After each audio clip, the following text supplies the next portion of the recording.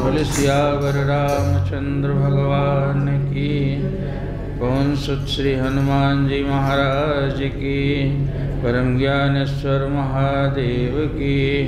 जगत गुरु शंकराचार्य भगवान की। दयालु परमहंस महाराज की। श्री नंगली निवासी भगवान की। नंगल बिहारी सरकार की। परमपुरी भगवान की।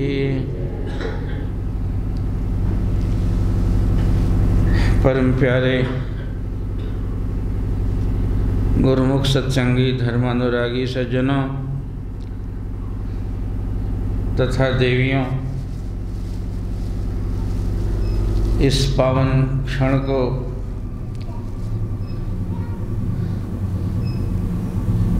मुहैया कराने के लिए, उपलब्ध कराने के लिए भगवान सद्गुरुदेव और सभी देवी देवताओं का कितना आभार माना जाए। गुरुदेव प्रभु के इस पावन पीठ के सामने, उनके इस देव मंदिर में, उन्हीं की पावन प्रेरणा से गुरु दरबार की एक अन्यतम विभूति गुरु सेवा, निष्ठा, भावना की दृढ़ता, चाहे जितने भी अनंत गुण, अनंत संबोधन कहा जाए वो कम पड़ेगा।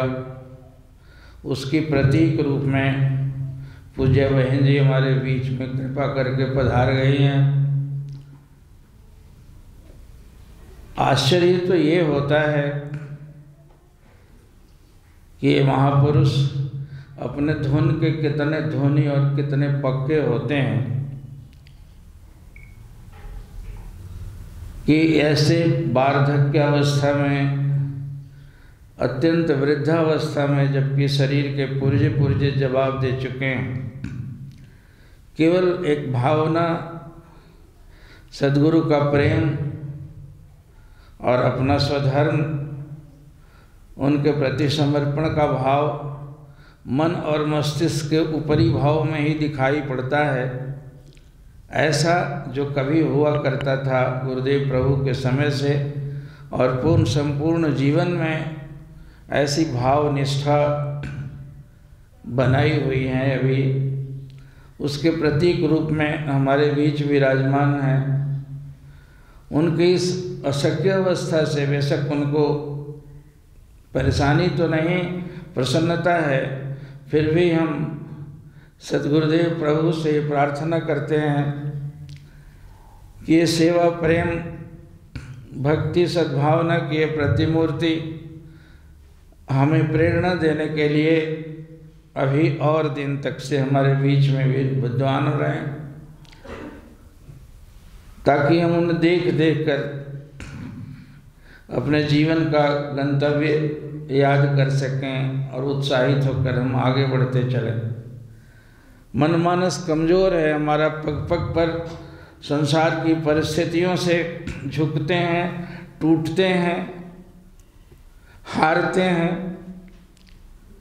तो ऐसे महापुरुष को देखकर, उन्हें याद करके अपना साहस मजबूत होता है।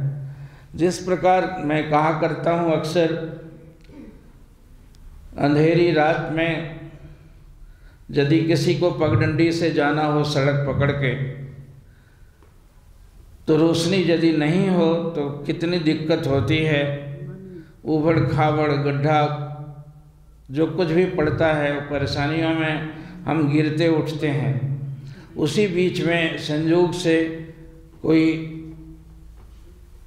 रोशनी का खंभा जिसमें रोशनी जल रही हो, और रास्ते में यदि मिल जाए और उस रोशनी के प्रकाश में हमें ऊंचा नीचा रास्ते में कठिनाइयाँ दिखाई पड़ते जाएं, तो हमारी यात्रा कितनी सुलभ सुकर हो जाती है।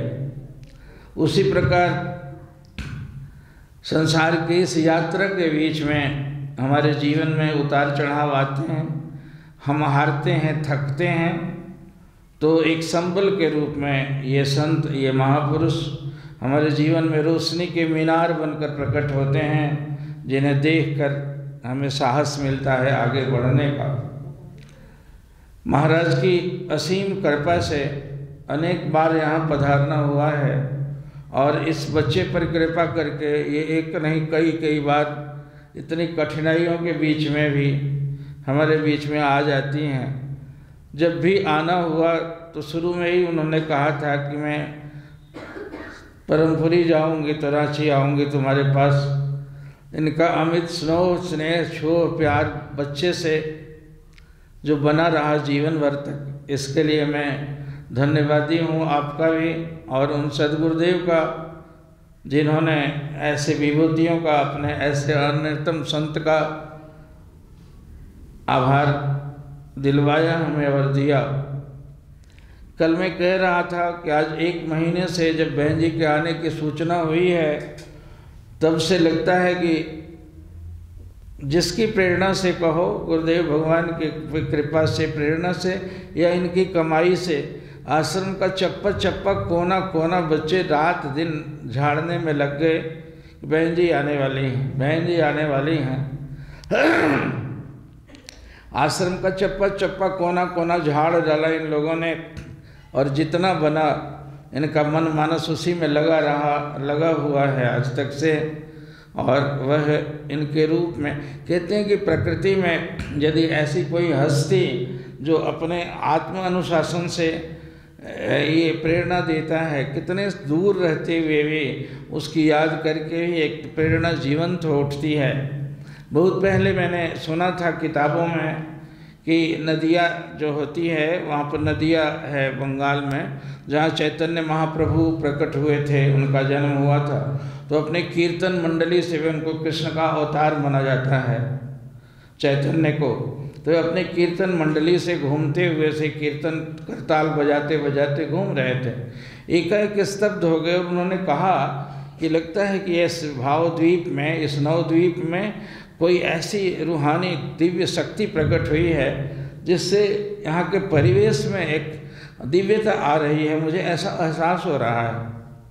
लोग कहें महाराज जी किसको, कौन आपसे बड़ी हस्ती कौन आएगा? उन्होंने कहा कि जाके पूरे नवद्वीप में छान मारो और उन्हें खोज कर ले आओ आदरपूर्वक। लोग खोजते रह गए, नहीं मिले। कहा कि ऐसे तो कोई महात्मा नहीं मिलेगा, ऐसे कोई।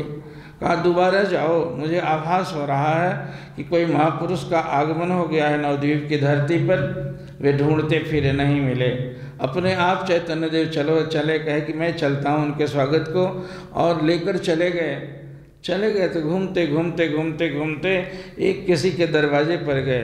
दरवाजे पर कोई बूढ़ा भिखारी के रूप में वहाँ बैठा हुआ था और एकदम स्तब्ध होकर कहते हैं कि वही हैं, प्रच्छन्न है। प्रच्छन्न मतलब गुप्त हैं, अपने को छिपाए हुए हैं, जाकर आदरपूर्वक ले आओ। कि आ गए हैं चैतन्य देव, आप आ जाइए। और वे आए, दोनों मिले महापुरुष, और तब उन्होंने भेद खोला। ये वही यवन हरिदास थे जिनको मुसलमान होते हुए भी वे कृष्ण की भक्ति में ऐसे हुए थे कि वो मुसलमानों ने उन पर फतवा जारी करके बहुत पीटा था। पूरे ऐसे बाजार में उन पर कोड़े मरवाए थे और फिर वे किसी तरह से फेंक दिया था, नदी में तैर करके पार करके चैतन्य देव के उस नगरी में गए थे और उनकी मंडली में शामिल हो गए। तो महापुरुष जब उतरने को होते हैं तो उनकी कमाई से दूर दूर रहते हुए भी प्रकृति के सारे तत्व, सारी चीज़ें, व्यक्ति ही नहीं जड़ चेतन सब में एक ऐसा दिव्य प्रभाव आता है कि वह नियंत्रित, संतुलित और अनुशासित हो जाता है अपने आप से। कोई नहीं, कोई कहने वाले को नहीं पता चलेगा ये, लेकिन जैसे ही संवाद मिला बहन जी आने वाली हैं, आश्रम का मैं खुश होता हूँ। मैं देख देख के मैं कल कह रहा था कि एक चप्पा भी जो जहाँ देखा सो झाड़ने में लगा हुआ है, सजाने में लगा हुआ है और संवारने में लगा हुआ है। तो ये होता है किसी सुधरे हुए, संवरे हुए व्यक्तित्व की ये पहचान होती है कि वे दूर दूर तक। गुरुदेव महाराज के समय में 84 में यहाँ जब महाराज जी आए थे तो उस समय यूनिवर्सिटी के बड़े बड़े विशारद वाइस चांसलर और प्रोफेसर्स जुटे थे वे उनकी टीम में। तो वो वार्तालाप के तौर पर पढ़े लिखे लोग थे। तो उसमें किसी ने वाइस चांसलर ने जिज्ञासा की महाराज से कि महाराज ये मैं एक प्रश्न पूछना चाहता हूँ, ये शिक्षा में इतना कदाचार क्यों है? आज के एजुकेशन सिस्टम में लड़के इतने ज़्यादा अनुशासनहीन कैसे हो गए हैं? तो महाराज जी हंसने लगे, कहे कि प्रोफेसर मैं सच कह दूं तुम्हें बुरा तो नहीं लगेगा? कहने लगे नहीं महाराज बुरा नहीं लगेगा, मैं सुनना चाहूँगा आपसे।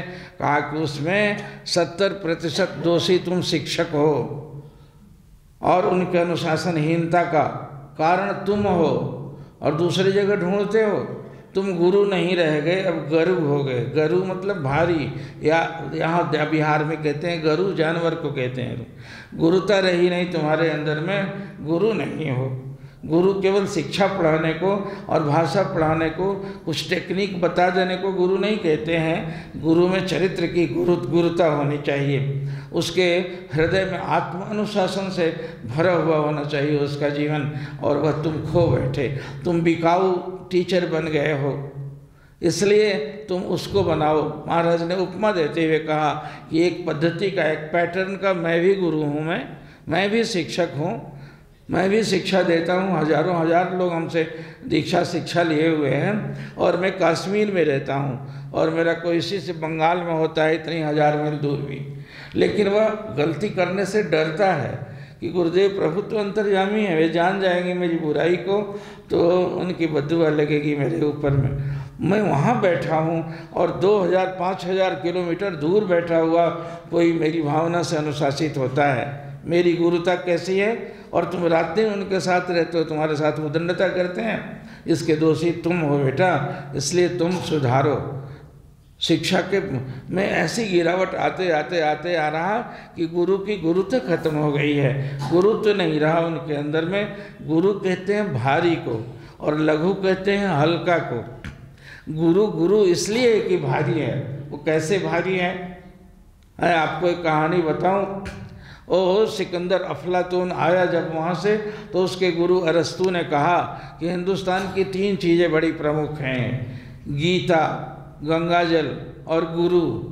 वहाँ के हिंदुस्तान के गुरुओं की बड़ी महिमा सुनी है, इसलिए जा रहे हो तुम तीनों एक ठो ले आना। तो उन्होंने गीता तो मिल गई किसी दुकान से, गंगा जल भी मिल गया, और उसके बाद कहे कि ये गुरु कहाँ खोजूं, इसका क्या परिचय होता है? लोगों से कहे भाई मेरे गुरु ने, वहाँ अरस्तु ने मांगा है, एक गुरु को बुलाया है, हिंदुस्तान का गुरु कोई बताओ कहाँ है? तो उन्होंने कहा भाई गुरु तो धर्मात्मा को कहते हैं, साधु को कहते हैं, इधर तो और कोई नहीं है, दंडयायन ऋषि हैं, और उनका अमुक जगह पर स्थान है, वहाँ जाओ और उनको कहो, शायद वे चलने को तैयार हो जाए। और सिकंदर इतने लश्कर के साथ में चला उनके हिंदुस्तान को, गुरु को खोजने के लिए। जब जा रहा था तो उसके सिपाही कर्मचारी रास्ते में सब लोगों को हटाते फिर रहे थे। जैसे आजकल CM TPM चलते हैं तो पूरे रास्ते के लोग हटा दिए जाते हैं। वो हटो हटो हटो हटो करते गया तो एक ऐसे सड़क के बीच में जाड़े के दिन में टांगें नंगी थीं और फटा हुआ पहना हुआ मिट्टी में लेटा था, टांग पे टांग चढ़ा के, और एकदम मस्त खर्राटा भर रहा था। उसके लोगों ने कहा कि अरे नंगे हटो, किनारे हटे, रास्ता छोड़ो। कहा कहाँ रास्ता छोड़ो? कहा सिकंदर बादशाह आ रहे हैं। कहा तेरा सिकंदर हाथी है क्या, बगल में खाली है, इधर से नहीं जा सकता है? कहा दो इधर से जाए, मैं नहीं हटूँगा। उन्होंने कहा नहीं, उनके आने के रास्ते में इतने मील तक से वो कोई नहीं रहता है। कहा कोई नहीं रहता है? मक्खियाँ भी, चींटी भी, लोगों को भी, मच्छर भी, सबको भगा दोगे क्या तुम? तुम्हारे है सिकंदर बादशाहियत में ताकत, तो सबको भगाओ ना। मैं तो नहीं हटता, मेरा घर यही है वे। और ऐसे तैसे बात करने लगे, बहुत डराया धमकाया। तब उन्होंने जाकर सिकंदर को बताया कि एक नंगा सा बैठा हुआ है वे, टांग पर टांग चढ़ाए और वो हट ही नहीं रहा। आपका नाम सुन के भी जरा भी डरता नहीं है। भागी कहा दो नीचे उतर के चला जा तेरा बादशाह, मैं तो नहीं उतरता हूँ। और जैसे उन्होंने कहा तो फिर बादशाह को भी चकित हुआ कि मैं विश्व विजयी, मैं इतना ज़्यादा मशहूरी हमारी और मुझसे डर नहीं रहा है। उसने आया, कहा कि बाबा तू हटते क्यों नहीं है?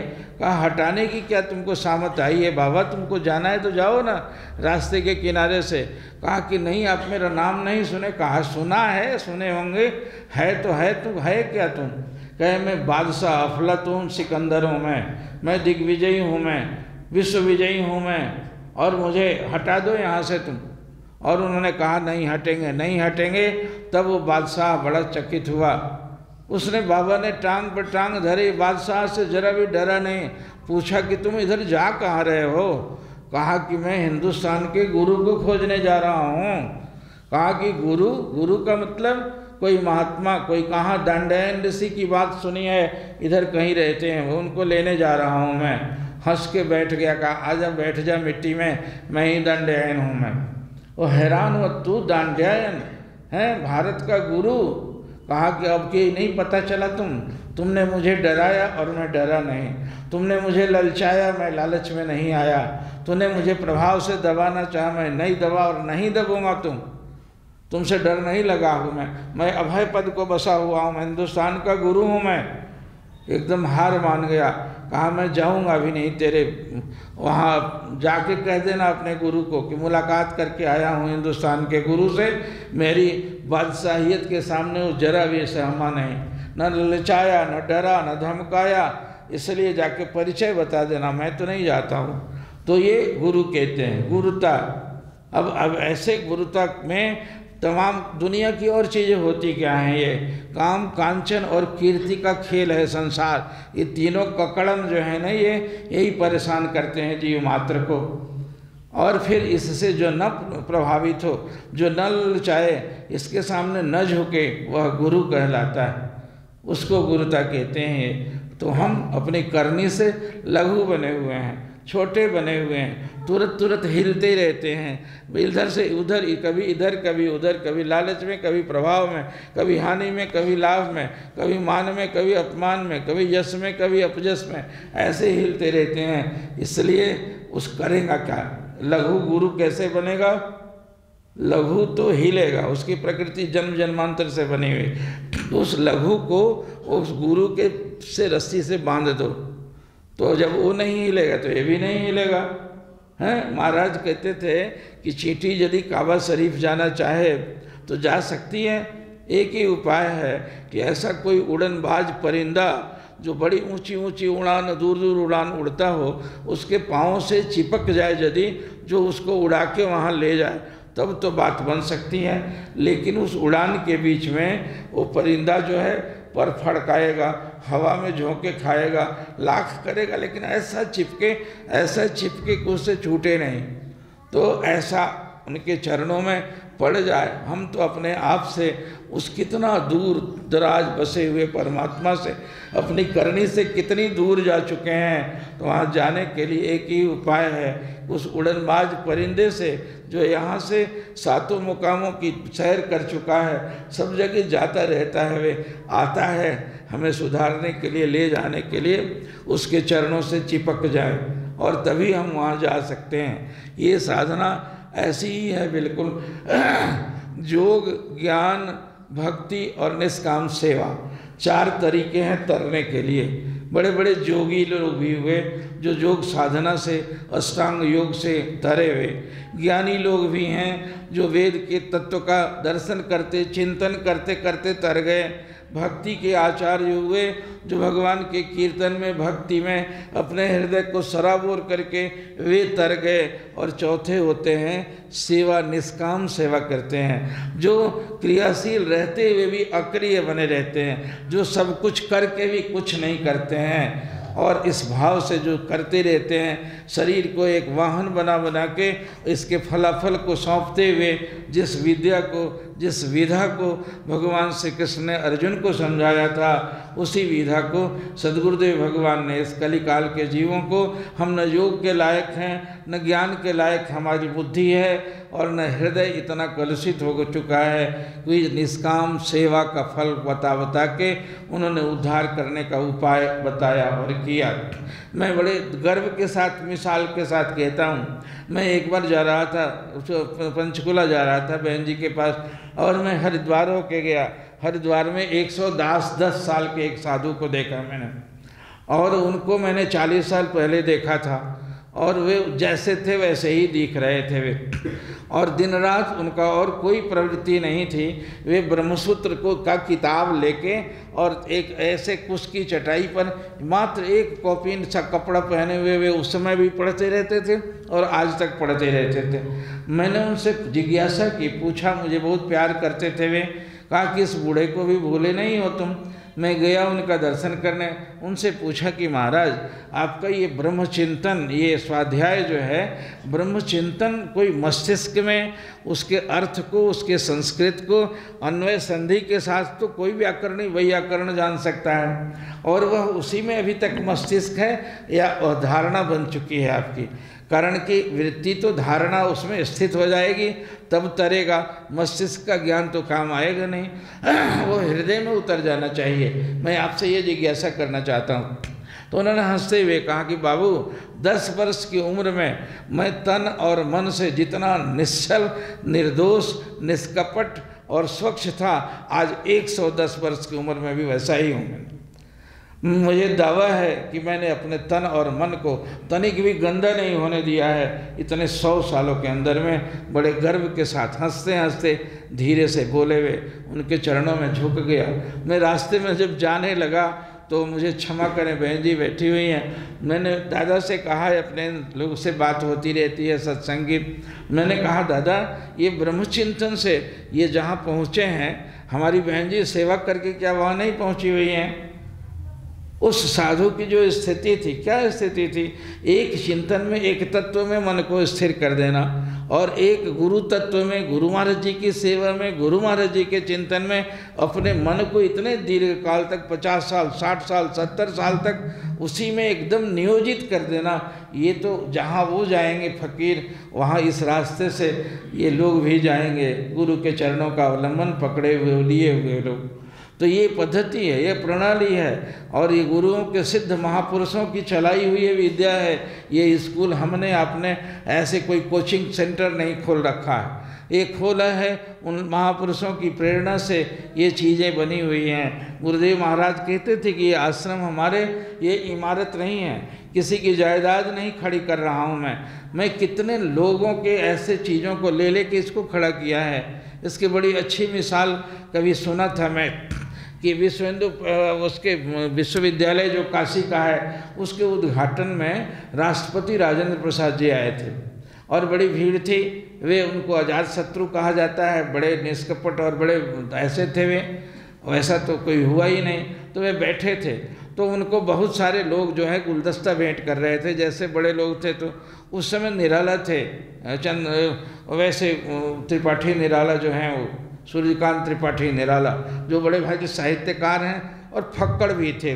तो उन्होंने क्या किया, सब गुलदस्ता भेंट कर रहे थे, उन्होंने 1 कप शहद है, मधु, उसको उसमें भर के लबालब ले जाके रख दिया सामने। अब बेचारे राष्ट्रपति भी हैरान हुए कि यहाँ मक्खी लगेगी, चींटियाँ आ जाएंगी, ये काहे को दे दिया इन्होंने। लेकिन निराला थे, वे गलत नहीं किए होंगे। वे बहुत देर तक सोचते सोचते उन्होंने कहा कि महाराज ये निराला जी से पूछिए कि ये मधु देने का क्या मतलब है। तो उन्होंने क्या व्याख्या की, क्या अच्छी चीज़ है। मधु कैसे बनता है? मधुमक्खी कितने फूलों के पराग को सक कर करके और कुदरती ढंग से उसके अंदर में उगिलता है तो मधु बनता है, मधु बनता है। उन्होंने कहा कि 100 नहीं 200 फूलों के गुलदस्ता, इतनी खुशी हो रही है मेरे अजात शत्रु राष्ट्रपति को देख के कि उतना भेंट करता क्या उतने फूलों को। इन फूलों के हजार 1 कप बनने में हजारों फूलों का पराग आया होगा वो, और उतने परागों से बना हुआ है, इसलिए उतने हजार फूलों के प्रतीक के रूप में मैं इनको भेंट करता हूँ। और उनका औषधीय गुण पूजा में और तमाम चीज़ों में जो आता है उसकी महिमा कही, और सचमुच ही अजीब सी व्याख्या की उन्होंने कि मैंने इतने सारे फूलों को ये किया। तो ये गुरुदेव महाराज जी के इस वचनों में आता है कि ये आश्रम जो है, इसकी एक ईंट में मंत्र जपा गया है, इसके एक ईंट दान से आया है। वैसे अर्थ कमाने के निमित्त पैसा कमा के नहीं बनाया गया है, किसी ने इतना दे दिया, किसी ने इतना दे दिया, किसी ने इतना दे दिया। जैसे उधर मधु की गुणवत्ता है और उसकी क्वालिटी जैसे बताई जाती है, वैसे ही इन आश्रमों को मधु के रूप में महापुरुषों ने हमारे तन और मन और पूरे लोक और परलोक को सुधारने के लिए ऐसे मधु के रूप में पेश किया है। और बीच में ऐसे महापुरुष आके उस मधु को चटा जाते हैं, हमें सिखा जाते हैं, हमको पिला जाते हैं और हमें आयुष्य प्रदान करते हैं। तो आज की खुशी का कोई ठिकाना नहीं, अनेक बार रोना आ रहा है इस क्षण को प्राप्त होने के लिए। और महज सद्गुरुदेव भगवान की अपने ऊपर अपार कृपा कहता हूँ। कहते हैं जब द्रव ही दीन दयाल राघव साधु संगत पाइयाँ। भगवान की कितनी भी पूजा कर लो, चाहे कितने भी उनके मंदिरों में जाके हार चढ़ा लो, फूल चढ़ा लो, जब राघव दीन दयाल जब द्रवित होते हैं तो खुद नहीं आते हैं, अपने संत को भेज देते हैं। तो गुरुदेव भगवान के जयकार लगाते लगाते लगाते लगाते जब ये इम्पैक्ट उनके उस सत्ता में ज़्यादा हो जाता है तो वे अपने किसी नाम के लेवा अपने शरणागत और समर्पित संत को भेज देते हैं हमारी पुकार सुन के। तो इतनी पुकारों के बाद में प्रभु ने कृपा करके ये सहयोग मुहैया कराया है। मैं कल से पिछले दिन 2 दिन पहले इसी गोष्ठी में मैं प्रवचन में बोल गया था कि देखना भाई, अपने हृदय को बिल्कुल कपाट को खोले रखना और ये बंद हो जाएगा यदि काम का वेग आएगा, यदि क्रोधित हो जाओगे, कहीं लोभ तुम्हें लगने लगेगा इधर की उधर की बातों में, तुम्हारा अहंकार मड़राने लगेगा, तो हृदय के कपाट बंद हो जाएंगे। वहाँ भगवान या उनके देवदूत, उनके संत वहाँ नहीं आएंगे। वो कलुषता के बीच में नहीं आते भगवान। इसलिए अपने हृदय को बाहर बुहारते हो तो अंदर भी बुहार के रखना, सफाई करके